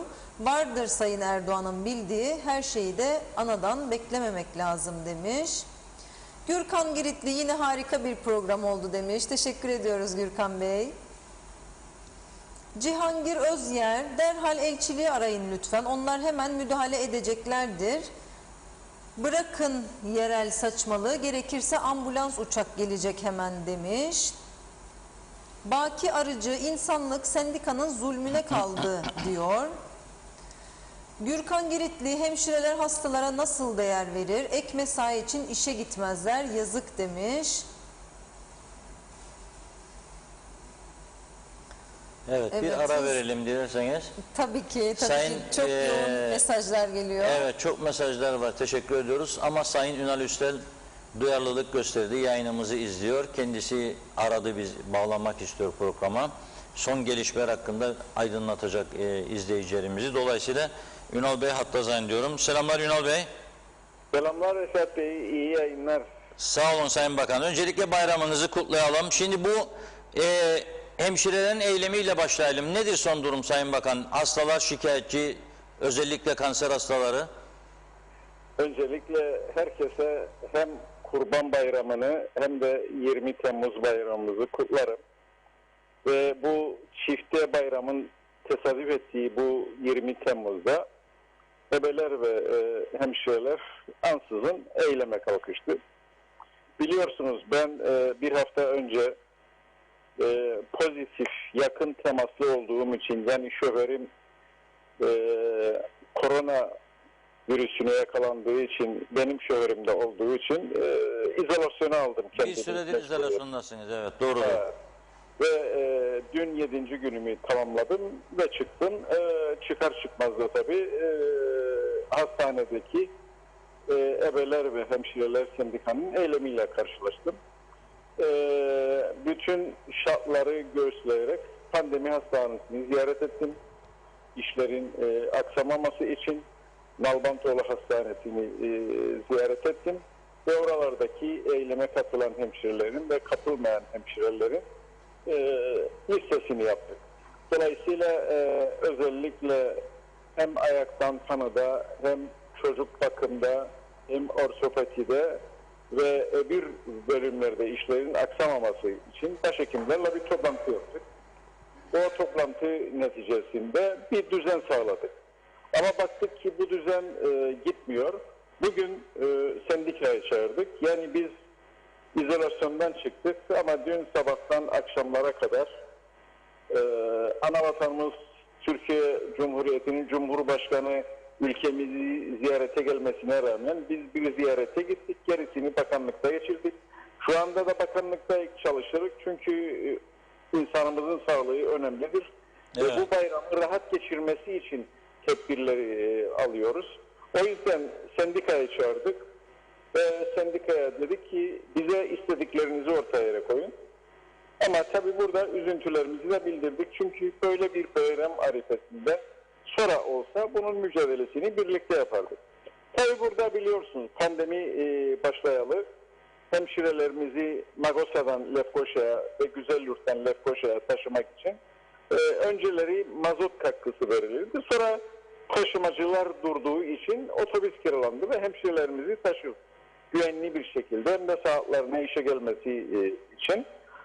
Haziran ayından bu yana Maliye Bakanlığı bu ödemeleri kıstı.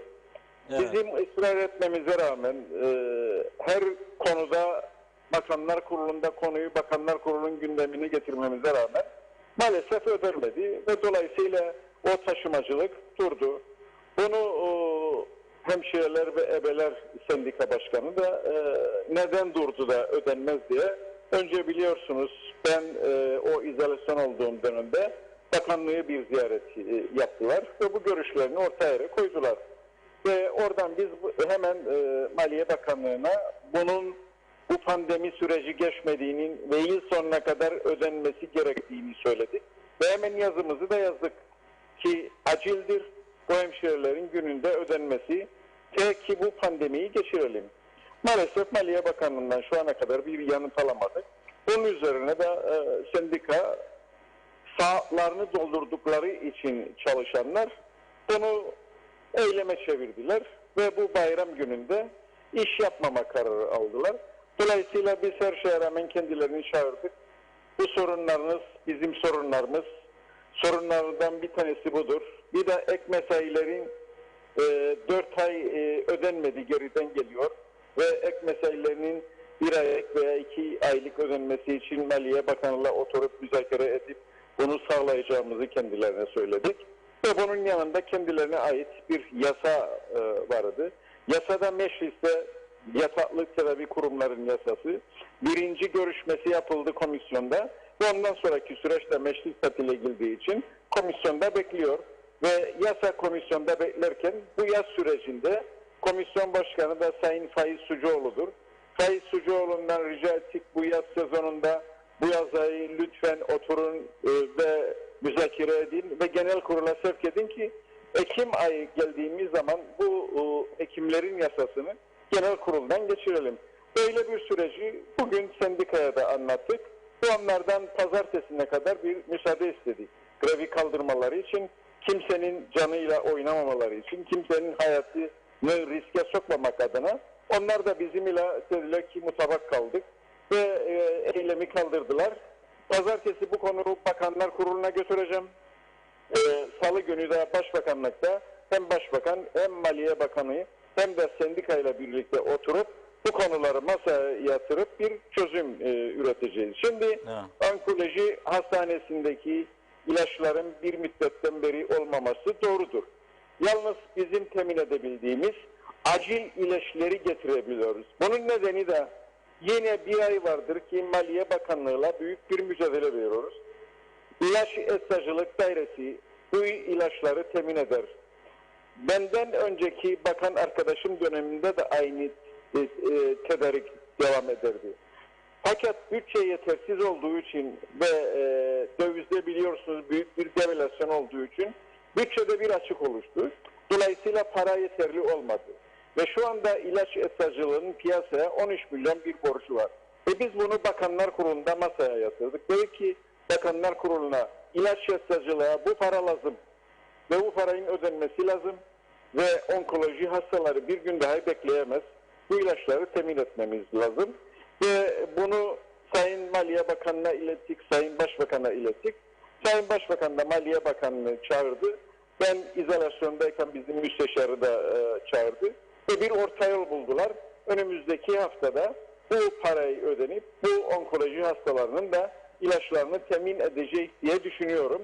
Çünkü bayram girdi araya ama acil ilaçları ilaç eczacılık dairesi tedarik ediyor ama yeterli miktarda ilacı alamadığımız için, paramız olmadığımız için ilaç eczacılık dairesinin önümüzdeki hafta Maliye Bakanlığı'nın bize aktaracağı parayla bütün bu ilaçları da temin etmiş durumda olacağız.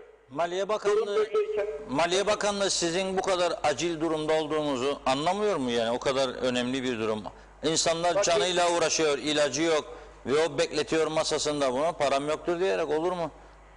Bütün bakan arkadaşlarım bunu biliyor. Bakanlar Kurulu'nda da gündeme getirdim. Sayın Başbakan da biliyor, Maliye Bakanı da biliyor.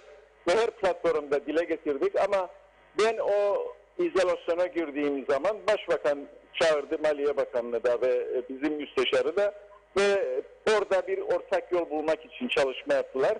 Tabii araya bayram girince ödemeler yapılamadı ve bayram ertesine kaldı. Ama aciliyette olan ilaçları temin ettik. Hiç kimseyi ilaçsız da hastanede bırakmadık. Evet. Yani işiniz zor diyeyim. Şöyle bir sonuç çıkardım. Siz söyleyemezsiniz tabii bunu çünkü kabinede uyum meselesi var ama sanki böyle yalnız bırakıldığınız gibi bir his var içimde. Bu kadar ağır sorun var. Hemşirelerin 4 ay ek mesaileri ödenmeyince eylem yapacaklarını düşünmeliydi. Düşünürler herhalde. Yapıyor evet. Bu da hastalar. Siz bu tarafta törende uçmaktan falan bahsediyorlar. Külliye mülliye büyük paralar. Bu taraftan hemşirelerin parası ödenmiyor. İlaç yok, ilaç parası gelmiyor. İlaç eczacılığın 13 milyon dediniz değil mi? Borcu var. Evet 13 milyon piyasaya borcu var. Piyasaya borcu var. O da ödenmediği için ilaç sağlanamıyor tabii ki. Yani evet. Siz de benim gördüğüm kadarıyla ciddi sıkıntılar içindesiniz. Allah yardımcınız olsun diyeyim ama bir ayrılmadan bir de şunu sorayım. Aşı durumu ne durum var Sayın Bakan? Aşı. Aşımız çok iyi durumdadır. Bakın eskiden aşı yoktu. İnsanlarımız aşı talep ederdi. Şimdi biz aşı getirdik. Aşılayacak insan bulamıyoruz. Ve hep çağrı yapıyoruz. Ve biliyorsunuz 19 merkez artık özel hastanelerde bunu yapıyoruz. Ve ilk zamanlar randevu alaraktan bunları yapardık. 7.000 günde 7.000 aşı yapıyorduk. Ve bugün maalesef haftada 7.000-8.000 aşı yapabiliyoruz. Çünkü insanlarımız randevu da almıyor. Randevu sistemini de kaldırdık. Bütün merkezlere açtık ve merkeze gidip oradan kaydını yapıp hemen aşısını yapıyor. Ama istediğimiz oranda müracaat olmuyor maalesef. Ve bunu yapmak için de bayramdan sonra bir takım teşvikler yapacağız ki insanlarımızı aşıya teşvik edelim ve daha çok insanımız aşılansın ki en azından ülkenin önünü daha çok açmış olalım.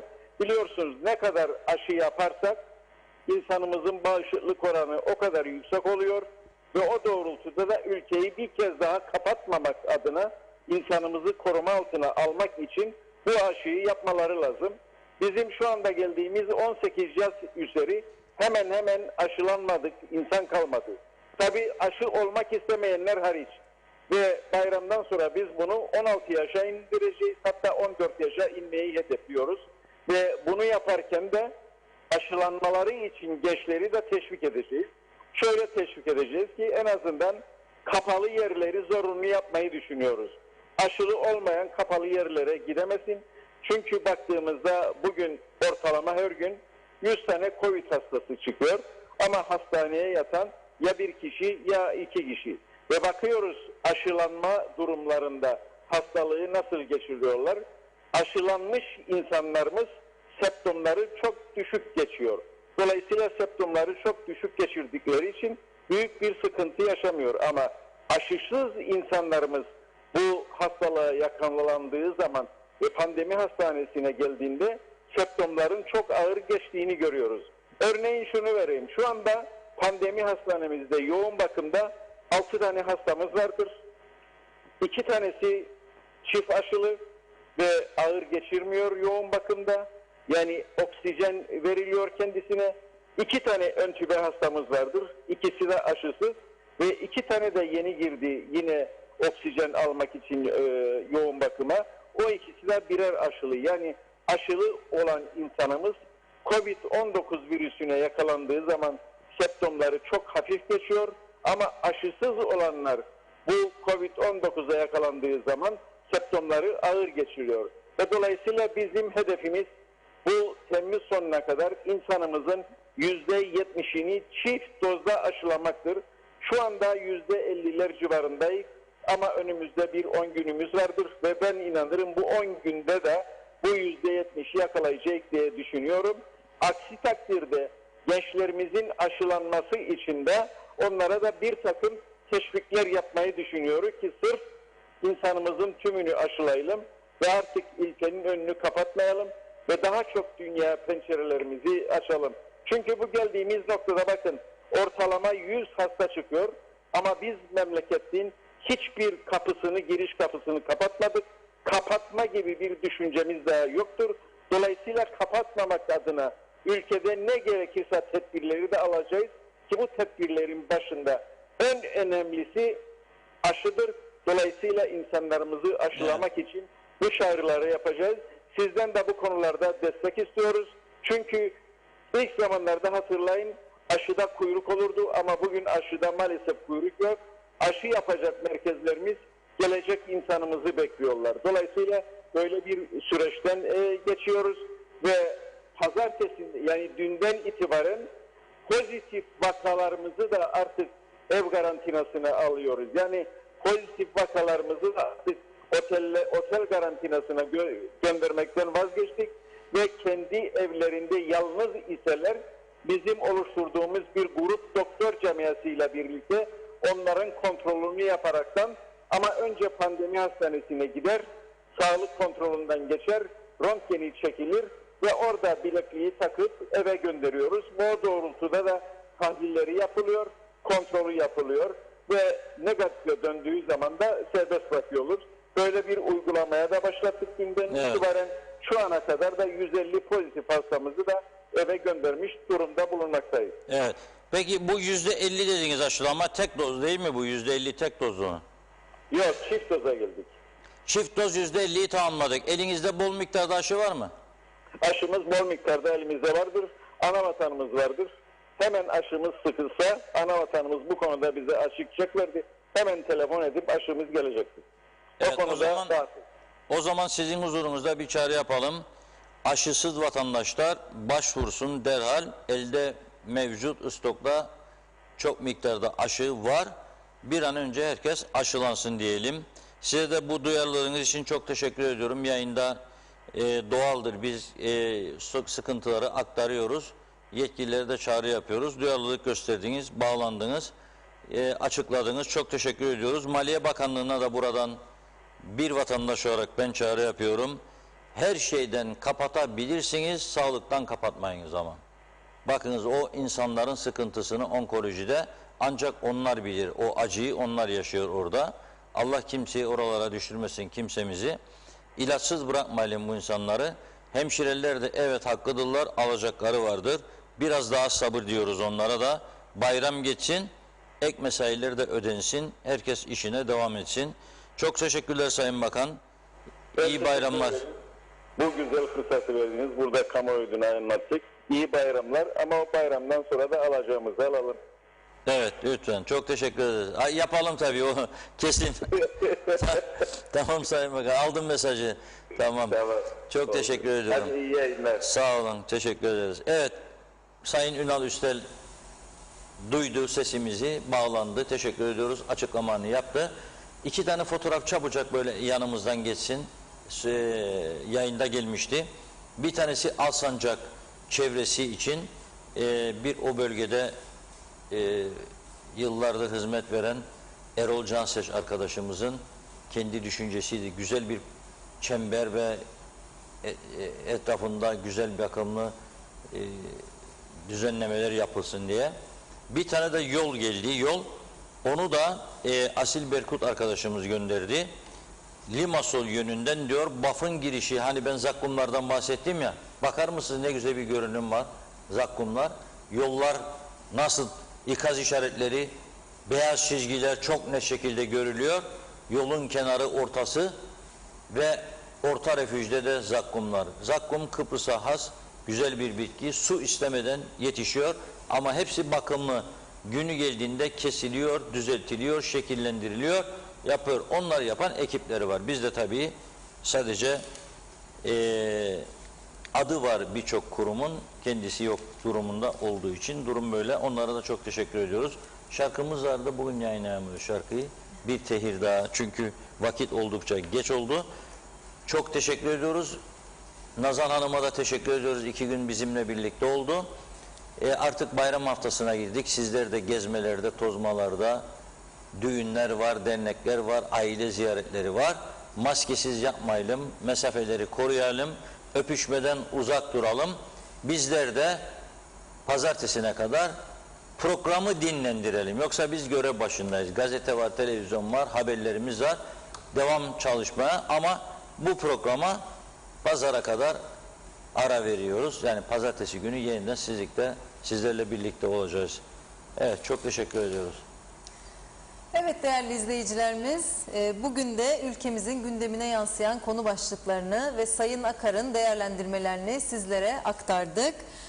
Bayramın ilk gününde bizlerle olan, mesajlarıyla programa katılan tüm izleyicilerimize ilgilerinden dolayı çok çok teşekkür ediyoruz. Gündem özel hafta başında yeniden sizlerle birlikte olacak. Güzel bir bayram tatili geçirmenizi diliyorum. İyi akşamlar efendim.